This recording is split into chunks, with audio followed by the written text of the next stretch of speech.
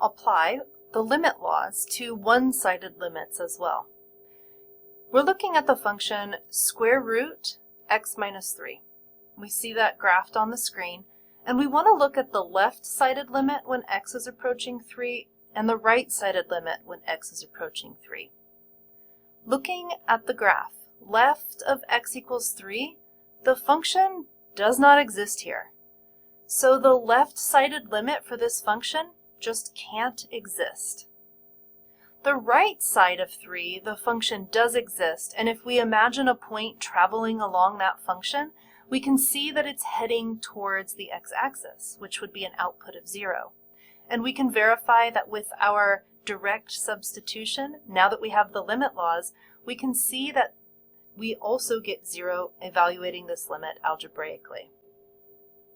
Piecewise functions, also, we can use the limit laws here. We want to evaluate the left limit, the right limit, and maybe the two-sided limit for a function f of x, which is defined as a piecewise function, and it transitions at, you guessed it, x equals 2, right where we're trying to investigate our limits. We have the graph of this piecewise function, and if we look at the limit of a point left of 2, approaching 2, we can see that graphically it's heading towards 5. If we were to use direct substitution for this limit to evaluate algebraically, the first thing we would do is rewrite our limit using the piece of the piecewise function that applies for points that are left of 2. So instead of f of x, we're going to write in 4x minus 3 for the left-sided limit. Then we can use direct substitution and find that our limit matches, the algebraic limit matches the graphical limit.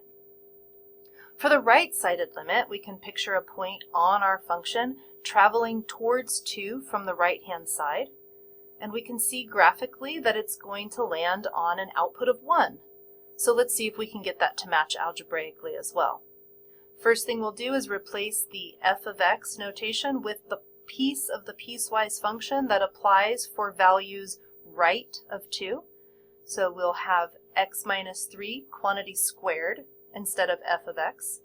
And we can use direct substitution to find that our limit is equal to 1, which matches the graphical answer that we already found.